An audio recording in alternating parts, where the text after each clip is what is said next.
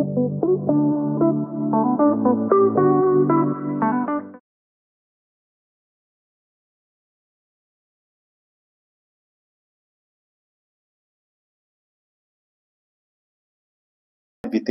Monsieur Étienne Oyebani bien na Komboya Fiston Loya na Katia Cape Town. Bonjour Monsieur Loya. Bonjour Saint-Figaro. Welcome na Katia Congo News TV. Merci vraiment na sepeli koya na Congo TV ou ezali télévision ya mwana mboka. En tout cas na moni eza cadre malamu. Merci ba initiative ya boye ya ngonde tozali kosenga ezala exposé pona koyeba ndenge nini développement esala na entrepreneuriat ya bato yo bazali concerné pona média. Encore une fois félicitations na cadre na opena na sepeli na yango. Merci beaucoup Monsieur Fiston Loya. Vraiment souci na biso de bingsio awa loka liboso to banda koloba makambo ya cuisine interne tozakata Cape Town diaspora congolaise ils ont marché ndenge nini après to kolobela mamuke politique ya mboka Congo. Voilà, to banda na biso déjà que tozakata Cape Town tomoni sortie médiatique moko obinu bosalaki ba vidéo etamboli partout na kati ya Cape Town. État d'urgence pour nani?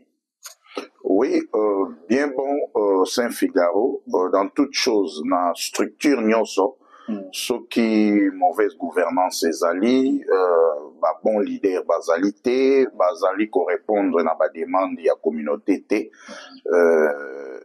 Alors, selon ce qui tokei, malgré toute structure nyonso ezalaka na constitution interne, mais il y a les autres constitutions externes, ça veut dire les gouvernements. Vous allez prier pour respecter constitution, article au gouvernement, ils allez instruire biso, structure, organisation, regroupement, que ça soit politique ou bien économique. Tous à la au-dessus, il y a constitution externe qui dit constitution nationale. Na yango soki okei même voir na toza en Afrique du Sud. Nous parlons plus d'Afrique du Sud parce que toza na Cape Town il y a constitution sud-africaine oyo il faut toza biso nyonso na se na yango malgré tout tozali na ba statut na biso tozali na ba constitution mais ils ont permettre biso te par rapport à nos statuts to déborder oyo constitution ya mboka ezosenga te ndenge totambola pona bonne gouvernance. Ya yango omoni soki tokei ne tozongi na Congo na constitution na biso na article 220 ya constitution na biso elobi ke source nyonso ya pouvoir eutaka na peuple. Donc ça veut dire même dans nos structures, source wana il faut ensemble, ça veut dire ensemble et ça peuple au bazali wana, même s'il y a des représentations, bison est toujours représenté peuple, il faut tout respecter route wana, c'est un peu ça. En tout cas merci beaucoup soulever le mot très important pour voir nous sur la peuple. Mais tout le monde vous sali état d'urgence place na linga na fanda penza na yeba pona na meki ko étudier ka oyo na zo ya noter on a bande ko benza bino bactère politique moko na moko to bande solo na kambo oyo DCWC biso bato o bilo bozo kamba balobi ke rébellion kotina kati tête ya rébellion ça c'est ça moi ko répondre nga tête ya rébellion baza ko accuser beaucoup plus yo na pasteur na bako qui fait bino bozaki ensemble. Au Bouki DCWC, vous créez état d'urgence. Parmi vous, il y a peut-être na batu sauté ou même na comment on appelle ça membre na kati ya DCWC. Vraiment Saint-Figaro, peut-être moni na mokili. Tout le monde est libre. Oui. Et surtout, tous en mboka o liberté d'expression ezali, que ça soit en mal et en bien. Donc, bamisusu bakoloba bolamu, bamisusu pe bakoloba mabe. Donc, d'où ceux qui tozali na vocation, oyo yako diriger batu. Il faut toujours qu'on a grand cœur. Ça veut dire, il faut tout accepter, tamiser et prendre ce qui est bon. dire que voilà, nous sommes à la hauteur, il y a crise à la hauteur, il y a révolution, bien soi-disant rébellion Bazoloba, je dirais que pratiquement c'est faux. Parce que nous sommes tous des membres et à DCWC pratiquement appelés Armand Tungulu, les combattants. Tous nous sommes des combattants. Nakata structure, les gens oublient Bazolo ba vérité. Nakata structure à DCWC, Armand Tungulu, tous en a pas parti politique, tous en a pas indépendant, ou tous se réunissent de créer une plateforme, DCWC Armand Tungulu pour combattre l'antivalère au Bazaki bien avant. Il y a aujourd'hui, les autres soit qui résultat, na combat wana DCWC Armand Tungulu, de renverser qui ancien président Joseph Kabila. Les autres alliés na nouveau président, le président son excellence chef de l'État, Félix Antoine Tshisekedi. Et alors, tu peux persister, tu continuer toujours dans le désordre. Parce que tu peux battre au juste. Structure, ça a été créé pourquoi? Seulement pour faire du bruit, ou bien seulement pour se réunir, tu placement, tout ça, et ensuite, tu as gagné, tu as quoi achevé. C'est un peu ça. Oui, il y a eu, la source de tout pouvoir, c'est le peuple. Donc, le peuple a le droit, donc, ce qui est l'article 220 de la Constitution à Congo, l'article 220, ce qui peuple, où il y a ça qui est au pouvoir, et qui a satisfait par rapport à ça qui est au pouvoir. C'est le même peuple qui a le droit de retirer ses pouvoirs et chercher tant d'autres personnes où il va gérer malam. Voilà. Donc, c'est ça. En tout cas, merci beaucoup. Bon, premièrement, position du groupe na bino obimaki na kata DCWC ba rôle na bino nozalani. OK. Pratiquement moi depuis DCWC ça a été créé.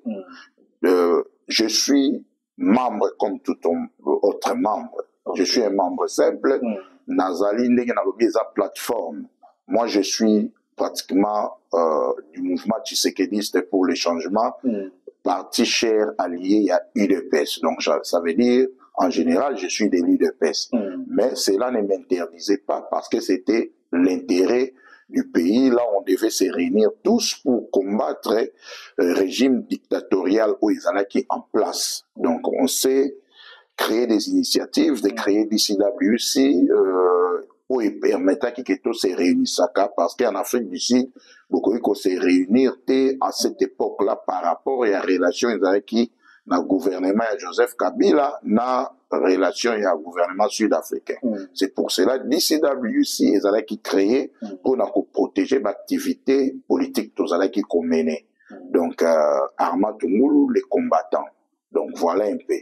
Mais quand même, tous allez jouer un rôle majeur, il y a contribuer plusieurs stratégies dans arriver qui n'a bouté Kabila dehors. OK. Mingi tozano basé na minutes oyo na DCWC c'est pas ce kamba biso awa na kati awa. Et loko dini ya mabe oyo yo omoni to souligner président no loko dini ya mabe oyo omoni c'est pene na moté na kati ya DCWC o etindi bino bo reporter bo ça la état d'urgence. OK. Et là, on est au lobby Saint-Figaro, journaliste international. Yamabe Ezali, vous voyez, structure où Ezali public. Ezali structure privée. Ça veut dire où yo pour s'imposer parce que Ezali Elokonayo. Tandis que DCWC, Ezali Elokomoko, il y a peuple congolais. Tout Congolais a le droit, que ce soit membre ou Yazali adhéré ou pas, mais tandis que le Congolais Yazali, le Congolais to gérer peuple congolais, communauté congolaise. Ça veut dire tout Congolais a le droit, il y a qu'à jouir le Koana. D'où alors, tant que vous êtes leader, va choisir yo, ou conduire toute une communauté, tu dois être exemplaire. Gouvernance, il faut cohésion et ça là. Transparence, série, tolérance. Nabilo Konyo Sowana, ce qui est à 100%, je ne crois pas. Bandeko et Union surtout renversaka. Bazam, bah, comment même pas à 50%. na ba critère wana. D'où alors tu pouvez continuer te kozala kaka na ba dirigeant oyo baza na transparence te, baza na cohésion te, baza na tolérance te, baza na gouvernance moko ya malamu te par rapport ya bato bango balingi ba gérer. Et de là maintenant, étant que peuple congolais oyo azomona mabe, il faut prévenir le mal parce que ekoki kaka ko continuer bongo te. Hier nous tous nous sommes pas parfaits, mais ce qui est à persister, continuité et kaka. D'où nous devons se révolter et voir comment améliorer des choses, trouver des solutions, des résolutions oyo et que ça la keto faire asseoir dynamique moko boye ou batu bakozala sérieux pour na ko diriger structure moko ou ezali l'intérêt à communauté congolaise, peuple congolais. Merci beaucoup. Na souligné mon place Moussoussou. Mais pourquoi pas vous allez qui élection salam? Parce que c'est comme si ça l'élection chaque 2 mois, chaque 2 ans. Pourquoi pas vous allez élection salama? Na ndenge boké na tout le monde a mon nom, c'est comme si ça qui trop brutal. Na ndenge ça qui sorti médiatique na bien. Ok, moi je ne dirais pas que ça qui est trop brutal. Ce n'est que les gens dormaient. Les gens vraiment étaient trop emportés. Bazala qui kokoka vraiment koluka de voies et moyens te ya ko faire taire ba barbarie en ndenge wana. Ça veut dire yango moni na oti kolobake quand il y a gouvernance moko ya malamu te ya malonga te batu bazali na tolérance te, cohésion ezate, transparence ezate, respect ou bien considération de l'autre ezate, yango moni ba crise ya bongo yaka. Et d'où alors yango no moni il y a eu quelques membres où ba se révolter, to stopper eloko wana parce que ce qui élection selon statut ya DCWC ezolo ba élection salama n'est-ce pas s'il y a 2 ans après mandat. Mais bandeko bazali basali plus il y a 2 ans. Donc il n'y avait pas dans leurs intentions. C'est comme si statut ezali hein. Non, il statut ezali. Il y a DCWC. Batsko salango mais c'est water ndeto salango kala mingi te pas bon c'est comme 2 ans. Ko sala statut c'est trop dit. Comment modifier excusez-moi. Oui. Révision à statut ça la a 2, 3, 4, 5 personnes te. C'est l'affaire de toute une communauté.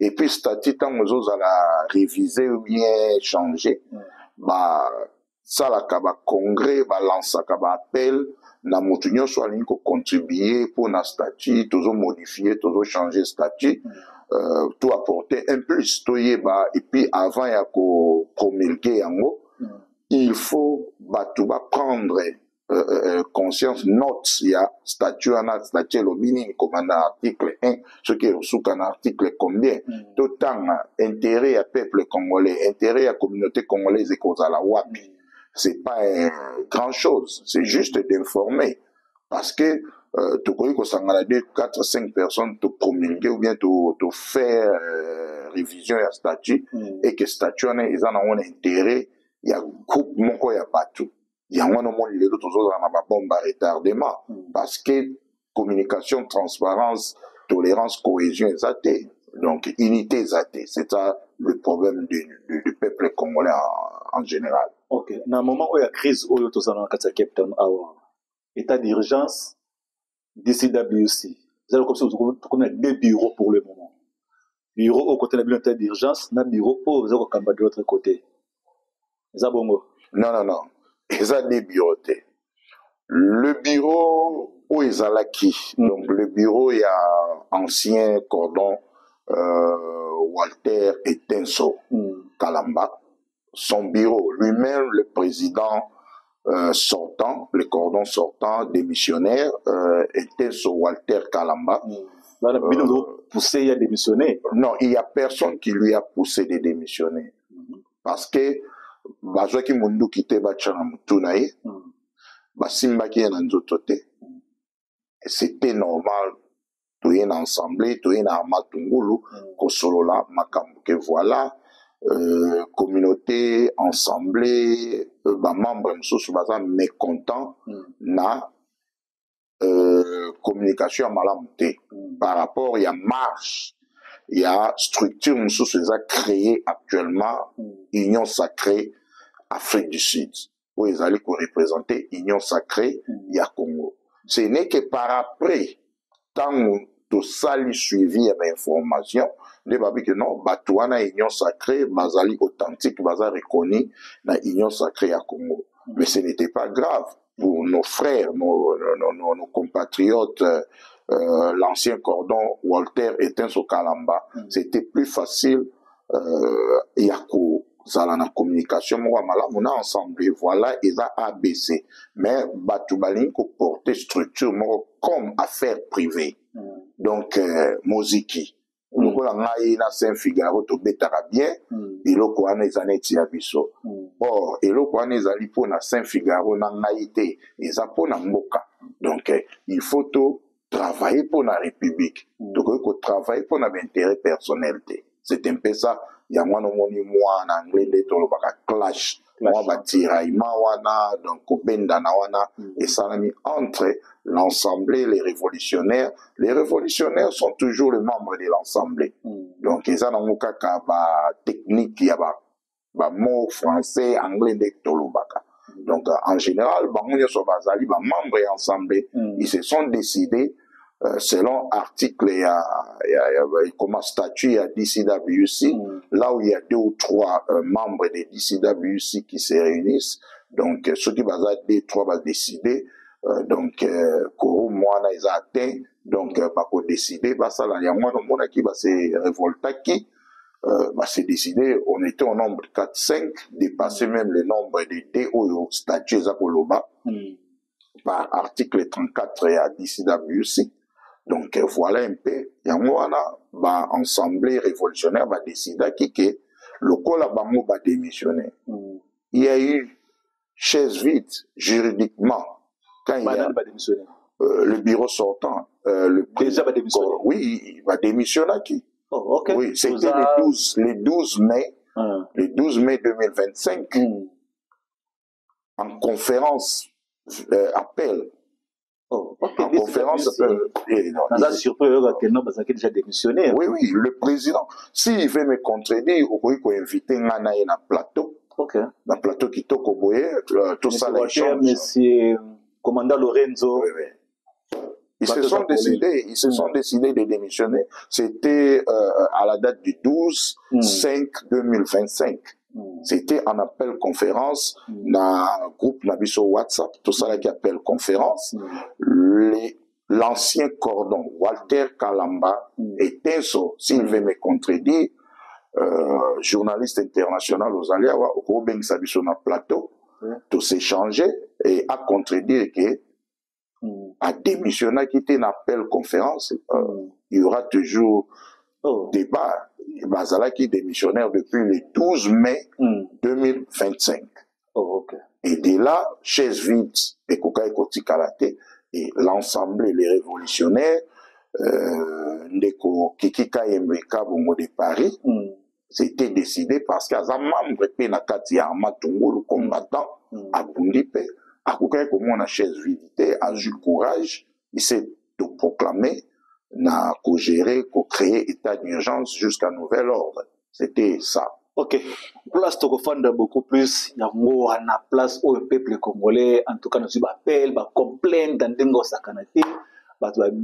Ok, peuple congolais, puis communauté congolaise. Ah, on a kati ah wa balobike.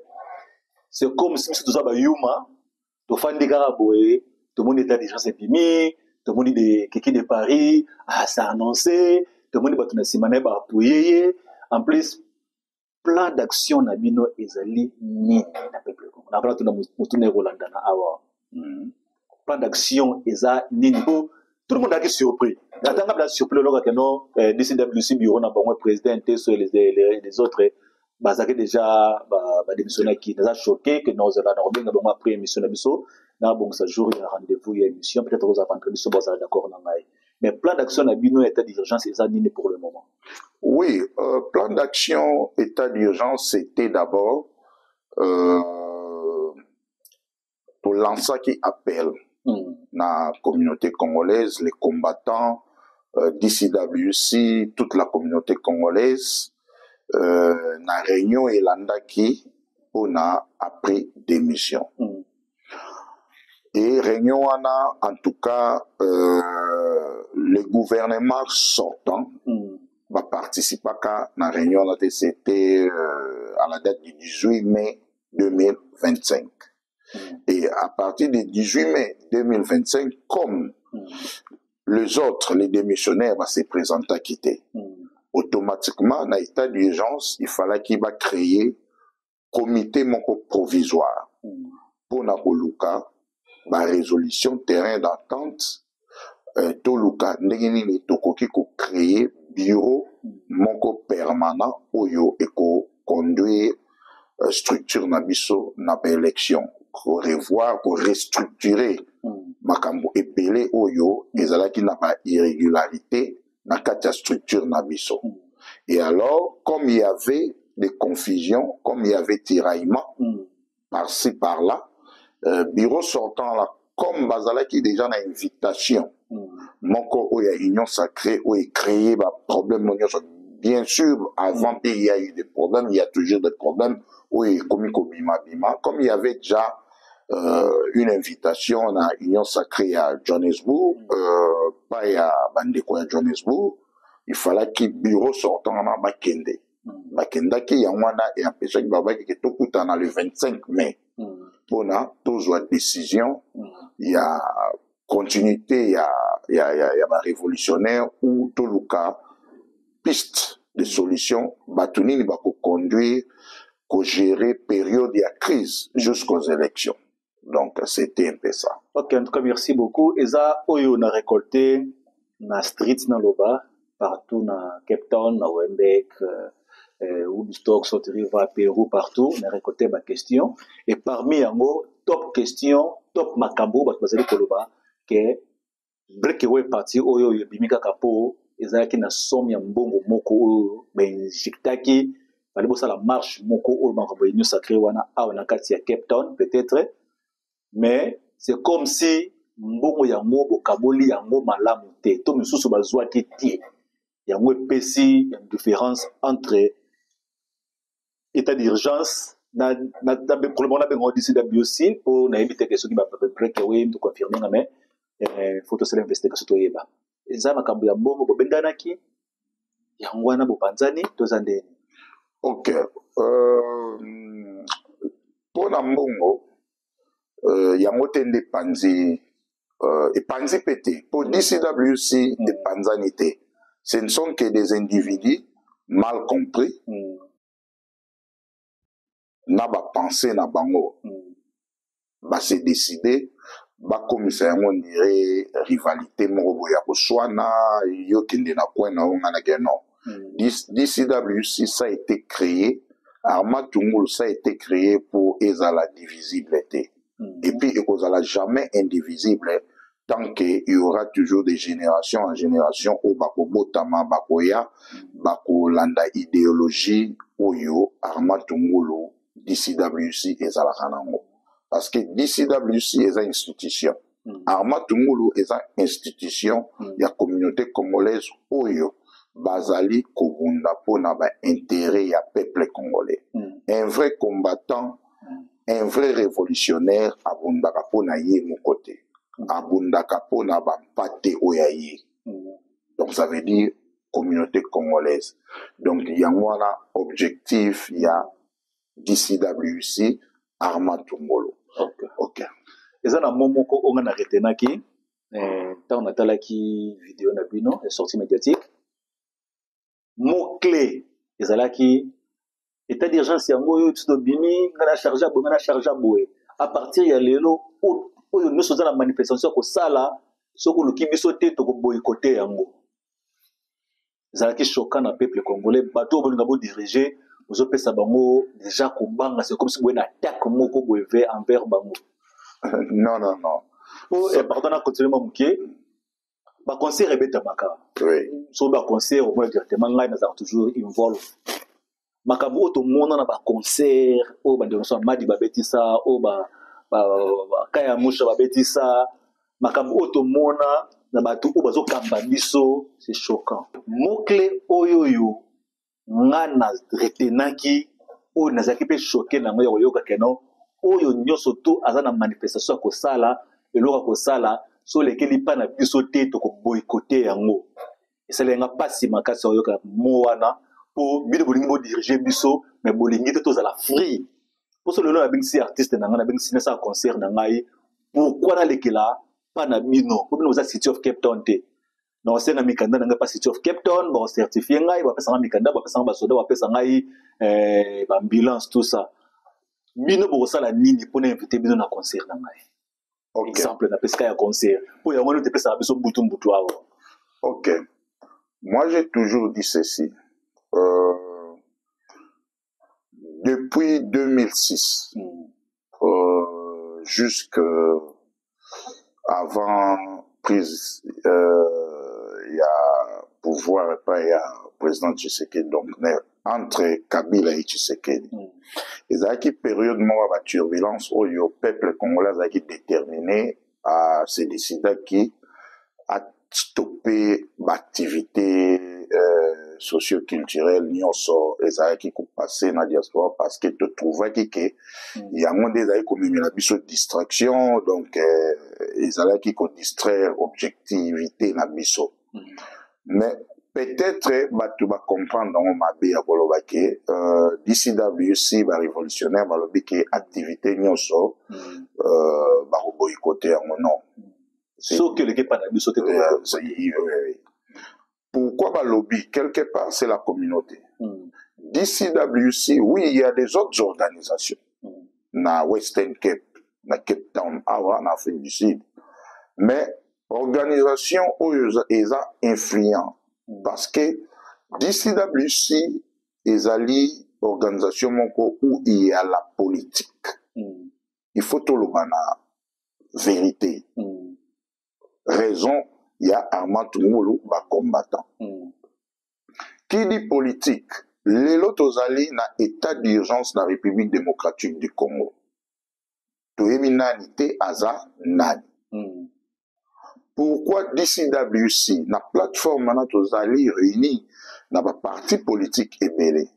Les lobbies sont tous alliés dans la diaspora, tous au monde à Maza Kolekana STA Congo. Bandeko bazo kufa. Politiciens na biso au bazar, lobby azalaki na Katia Kinshasa, bakangi asali 2 ans na prison, ton babimisi à se retrouver dans ngambo au bazo boma bandeko. D'où biso étant que ba compatriotes, ba fils du pays. Tolobi non, voilà. Contribution à biso, participation à biso pour guerre wana ici là, pour infiltration ici là, même si ça ne va pas finir à 100%, mais à 90%, tout ça a besoin d'infiltration sous Namboka, que ce soit à l'intérieur ou bien à l'extérieur de la diaspora, tous alliés. D'où il y a un moni, tout l'amour qui est vigilant, ces alliés, tout solo l'ina ambassade, tout solo l'ina service, il y a renseignement et Mboka. Voilà, biso tout l'ingi tout travailler en collaboration dans Bino. Parce qu'il faut tout identifier l'activité où il y a pratiquement la communauté congolaise. Il faut tout travailler ensemble avec Mandeko ou Balingi pour organiser l'activité, que ce soit politique, que ce soit sportive ou bien culturelle, tous en communication. Et ça, c'est que tous allés, tous boycotter, tous à imposer. Tout le but que, dans le langage, nous sommes boycotter, ce qui, tout, sali, collaboration, tout coopérer, coopération, c'est un bon mot. Coopération, c'est que, tout y que, Saint-Figaro, as entrepreneur, as un domaine en médias, à organiser événements, mais événements, ils allaient surveiller. Ils appellent pour la sécurité, la biso, Yamboka. Parce que les lots, ceux qui Congo, c'est parce que service à sécurité et négligent qui m'a cambébélé, surtout dans la diaspora extérieure. Tu es bien n'intende à l'ingimboka, n'intende à sous business à sala, ils en ont encore sous couvert parce que Alingi a détruit Mboka. Donc, dans ce sens-là. Donc, ceux qui bino makambo senga bambongo makambo intimidation tout possible. Nous subir bloc. Mais la faute est à banane. La faute est allée parce que Armand Tungulu existe. DCW existe. Il y a une révolution et ça. parce que Moutounyon, parce que DCWC va foutre à mon salaire d'abord de 1. Ezali makamoko batu basala na bénévolat et puis batu basala ka appel de fonds, oui c'est normal. Na kati ya organisation nyonso appel de fonds et ça la mara parce que tous autres travailler pour la communauté.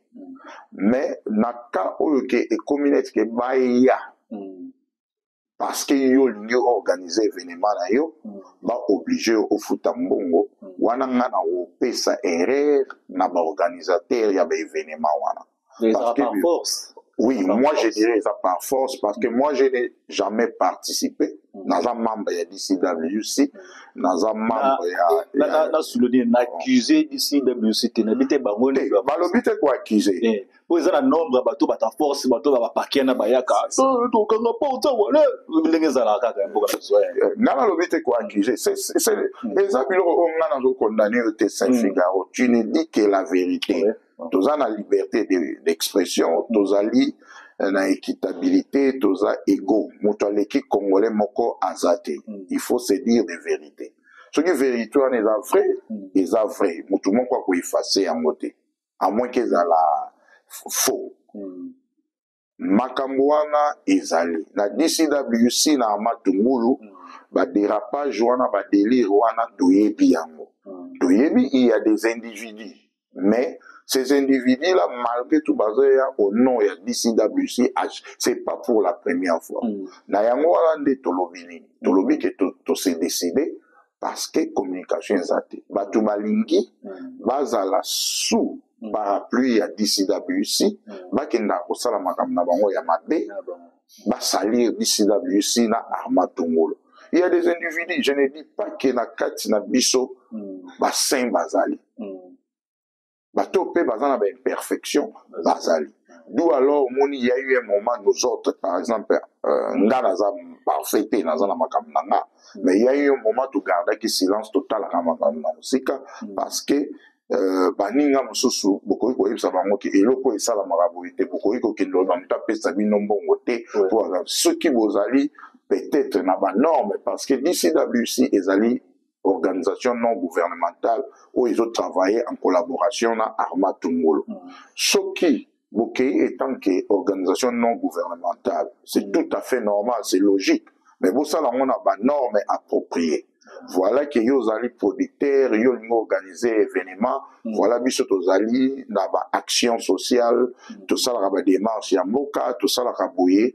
En tout cas, ceux qui ont organisé concert ne font que 1% tonini au tcha yango na compte. Il y a organisation wana pour edaka. Mais ce n'est pas à remettre aux individus parce que baye baza balèze baye ba kobeta ba kobuka o zombo mo pesa wana wana nga na condamné parce que tous en pays à loi nul est au-dessus de la loi donc misonyo so to respecter la loi justice existe ka ba biloko bongo il faut dénoncer bato yo au nom ya DCWC bazo sala makambo selon ba norme il faut dénoncer ces gens-là au pesimbongo il y a des stratégies à faire taire ces gens-là donc c'est clair.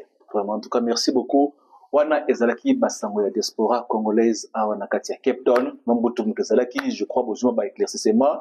Toko yamba prochainement batu ya DCWC poto solola toyeba nini ezali koleka na ngamba donc voilà tout le bela politique ya mboka Congo. Monsieur Etienne.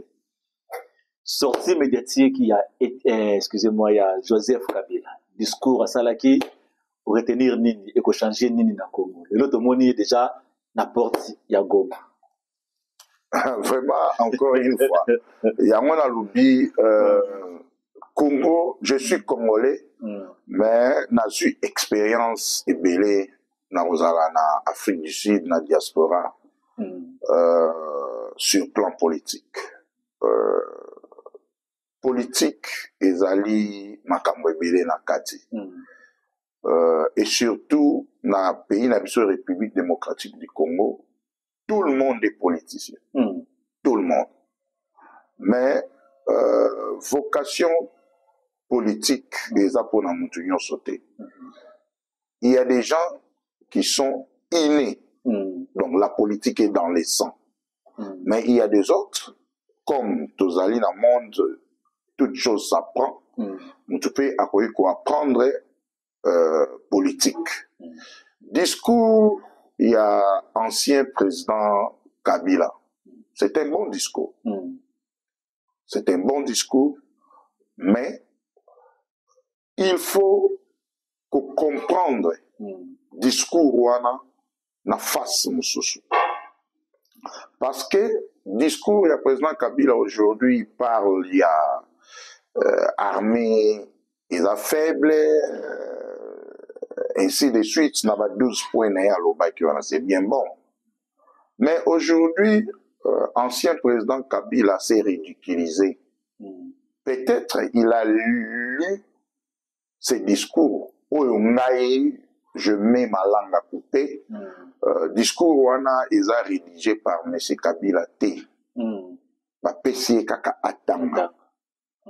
Parce que lui-même devrait être attentif. Est-ce que azo comprendre le discours où il azo dama a comprendre qui yango. Donc ils a insulte pour la biso peuple congolais. Si la personne de Kabila a écouté un discours ya Nengewana, c'est de l'ironie.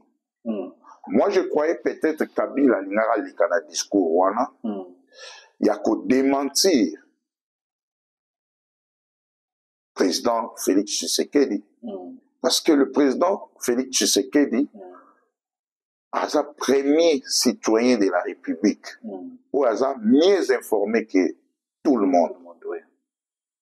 A confirmé yango à lobby, mutu oaza na hauteur ya ba rébellion ya Est, ça veut dire président Mokondi ya ba AFC M23, c'est l'ancien président Kabila. Il n'y a personne qui lui a cru par rapport à Badir Naye. Donc, Rwanda, les a influencé M23, AFC. Les chefs, il y a AFC, M23, c'est Kagame et Kabila. Donc, discours Rwanda, le président Kabila, l'ancien président, s'est rendu ridicule. Okay. Donc, na place, il y a discours Rwanda où ils a bien. Mais on comprendre que les discours mon corps oyo a provoqué le peuple congolais. Moi parti mkena katawate ndenge pour bangle balobaka read in between the line pour nous comprendre peut-être si jamais tout ça dans le là. Ndenge makanisi ezali que non asa sa acteur politique nous surtout ya Congo pour la révolution ainsi ka yo kanisi mzande. L'ancien président Kabila Joseph Ngai na opinion nanga a joué le malin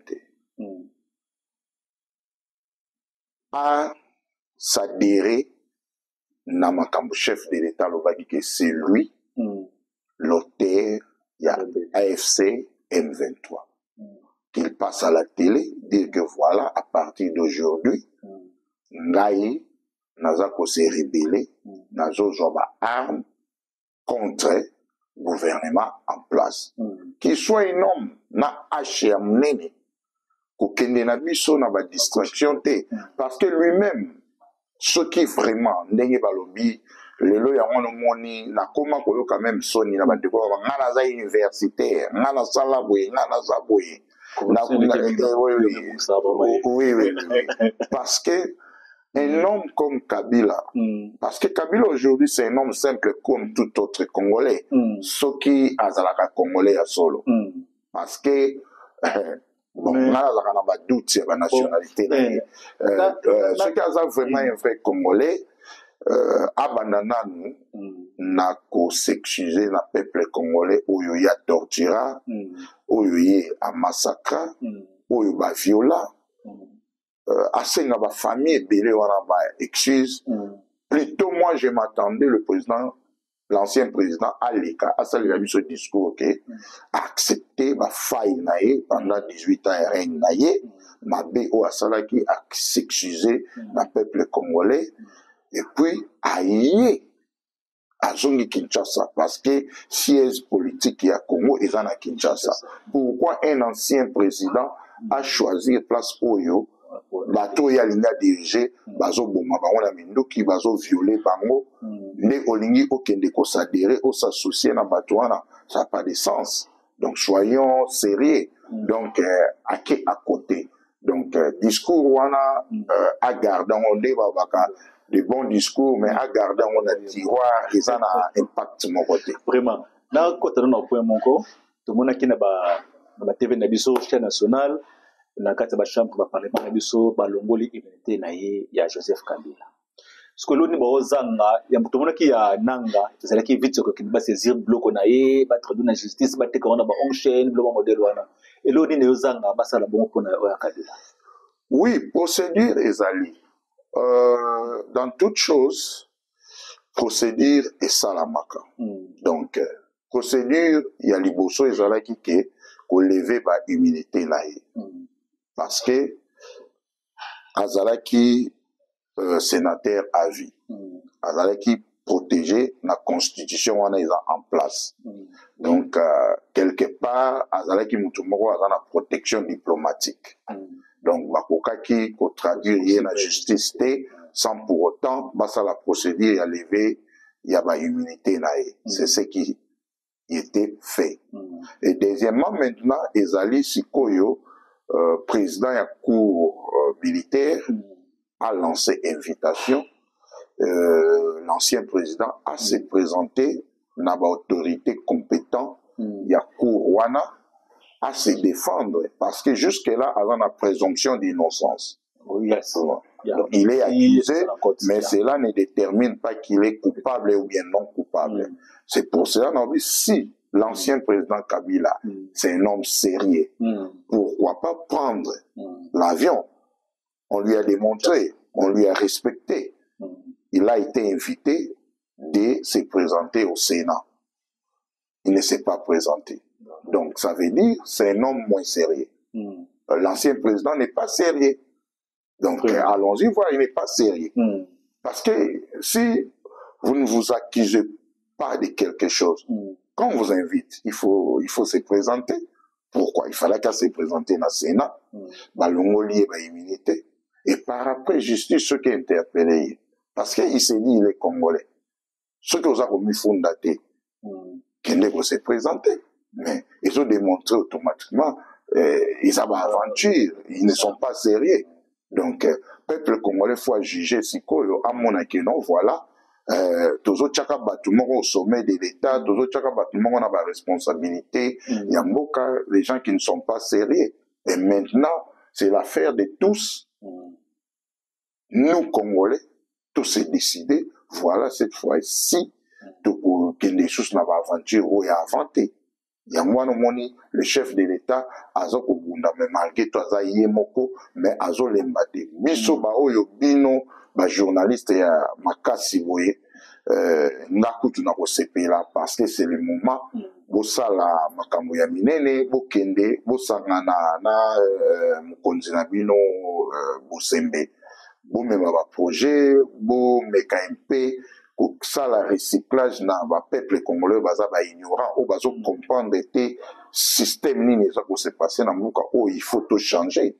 C'est un peu ça. En tout cas, merci beaucoup, monsieur Étienne. Les ala qui plaisir ya koyambona kata partenaire biso ya Congo News TV. Un mot à dire na peuple congolais au bazo talo mukula lelo.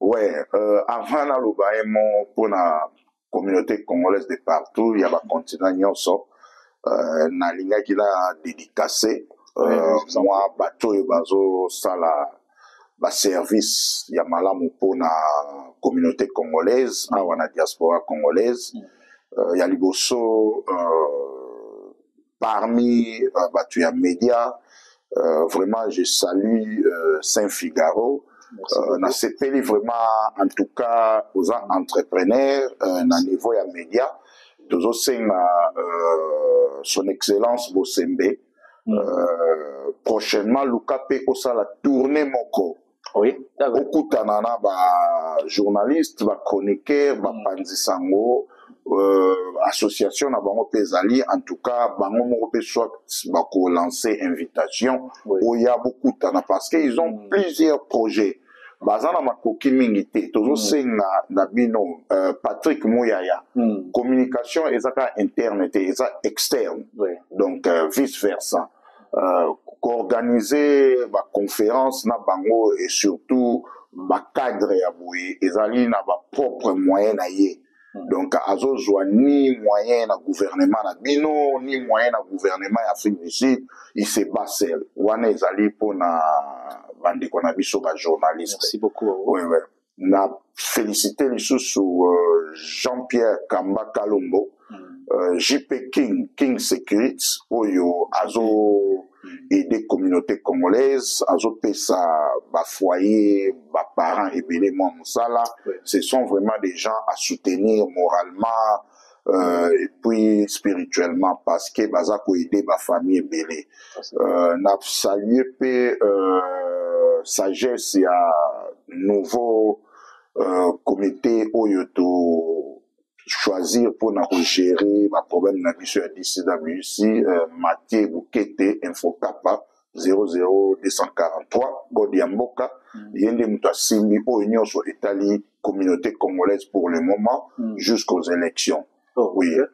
En passant na saluer pe bakonzi ya ANER na pesi son excellence honorable Alexis Kabouya ou azali konzi ya ba service ya renseignement parmi bango azali na saluer sous son excellence Eberande Kashmir ou azali conseiller en matière de sécurité à chef de l'État diaspora congolaise Afrique du Sud Cape Town précisément tous en a besoin il y a ba tourner na bino Jacques Ben Chaban ministre de l'Intérieur ministre de la Justice, Monsieur Constant Moutamba, tous en a besoin boya komona maile kakana bamboka oyo to solo là parce que sécurité to développement mboka ezaka interne te ezape externe to solo là pour na développement ya mboka na biso. Pour la fin je salue la communauté congolaise de Cape Town, de l'Afrique du Sud, de partout au monde. Tous à la unie, soyons vigilants parce que il y a des politiciens commerçants. Donc, il faut tout ça là, attention, ma biso, ma compatriotes congolais, peuple congolais. Moutounion so avant la partie politique, na yeto pekisité. Mais parti politique, vision nini, intérêt nini na kosadere kuna. Lelo to voter to tche bango la majorité bazo décevoir biso to comme déjà to l'équipe âge moko lelo il faut to jouer mboka na biso ko jouer mboka na biso lobi ke il faut gouvernement to ba dirigeant ba travailler au service ya population et non na propre service na bango donc yango wana ezali to na courage Congo et ko développer Congo est en voie ya développement. Donc, merci beaucoup à vous, partagez l'émission, aimez, pour s'abonner, pour Sango Ekende Museka. Surtout tout le Congo, tout le Congo, Ingeta, tous ensemble, Congo et Kolonga. Cheers. Bye bye. Bye. Merci.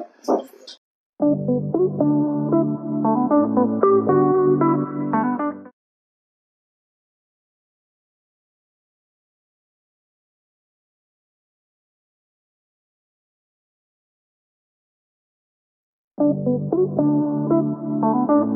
you.